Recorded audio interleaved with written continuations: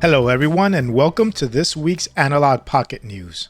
This week we're going to talk about some newly released arcade cores and an upcoming Amiga core. So let's get to it.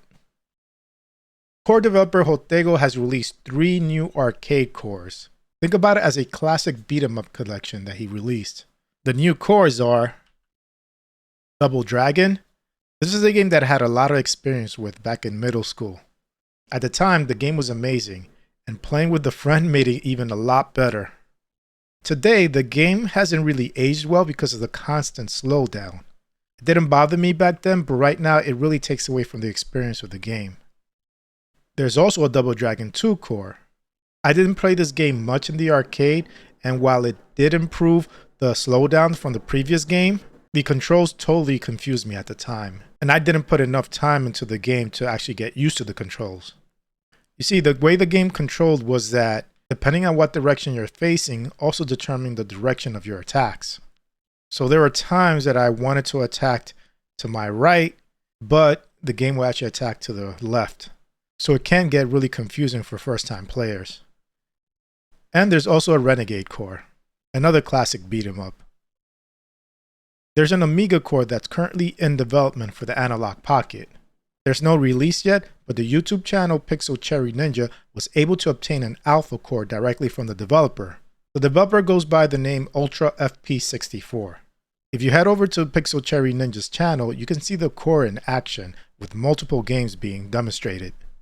I guess the only issue I would see with the Amiga core or any computer core in general is how you would be able to control a lot of the computer functions of the core. There are ways to automate playing the games, but if you actually want to use it as a computer, I can see it pretty difficult to do everything from the controls on the Analogue Pocket. But Pixel Cherry Ninja did mention in the comments that external keyboard and mouse support are coming, and also an on-screen keyboard and mouse. So it would be cool to use the Analog dock and turn the Pocket into a portable classic computer.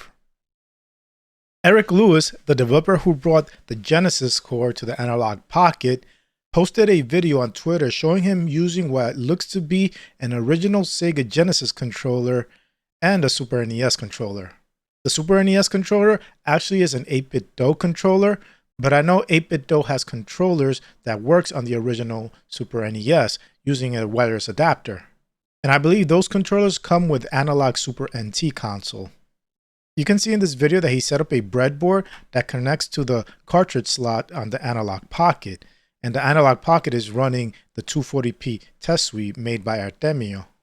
The 240p test suite is running the controller test, and he goes through testing out the buttons on each controller. Now, Eric Lewis only posted these videos. He didn't give any more information regarding this, so we don't know if any products are actually going to become of this. But it would be pretty cool to use original controllers on the Analogue Pocket. This would be obviously most useful when the Analogue Pocket is docked and connected to your television. I really do hope something comes out of this and look forward to seeing more information. So that's it for this week. I provided links to all my sources in the description. Anyway, if you enjoyed this video, please give it a like. And if you want to see more content like this, hit the subscribe button and its bell icon so you can get notified of future videos. Thanks for watching, and I'll speak to you next time.